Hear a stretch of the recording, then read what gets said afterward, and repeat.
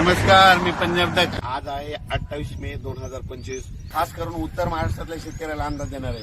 उत्तर महाराष्ट्रातल्या शेतकऱ्याला सांगू इच्छितो कारण की मी उत्तर महाराष्ट्रामध्ये म्हणून सांगतो की तुमच्या उत्तर महाराष्ट्रामध्ये आता आज 28, 29, 30 आणखी 3 दिवस पाऊस पडणार आहे.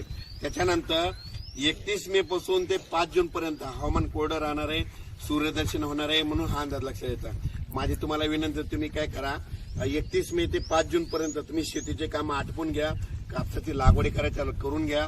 त्याच्यानंतर तुमच्या उत्तर महाराष्ट्राकडे 6 जूनला परत पाऊस येणार आहे.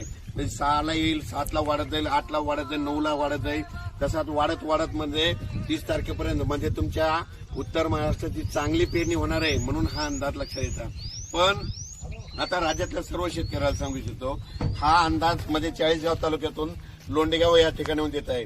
तर या ठिकाणून राज्यातल्या शेतकऱ्याला सांगतो, तुम्ही काय करा, आणखीन आपल्या राज्यामध्ये महाराष्ट्रामध्ये पूर्व विदर्भ, पश्चिम विदर्भ, दक्षिण महाराष्ट्र, उत्तर महाराष्ट्र, कोकणपट्टी, खानदेश, मराठवाडा जवळपास 30 मे पर्यंत भाग बदलत दररोज पाऊस पडणार आहे. मुसळधार, कुठं वाहणे, कुठं रिमझिम.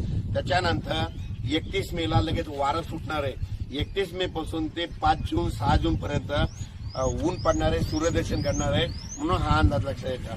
माझी सगळ्याला विनंती, जमिनीमध्ये 1 फूट ओल आहे, जर पेरणी करायला काही हरकत नाही. त्याच्यानंतर लागवडी कापसाच्या करायच्या असं तर एगाट्याला असं टोचून सरकी लावा.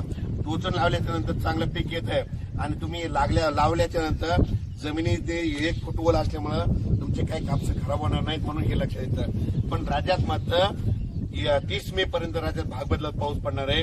त्याच्यानंतर राज्यातला संपूर्ण पाऊस 1 जूनला मात्र सगळीकडे सूर्यदर्शन होणार आहे, म्हणून हा अंदाज लक्षात घ्यायचा. अचानक वातावरणात बदल झाला, लगेच उद्या एक मेसेज दिला जाईल. धन्यवाद.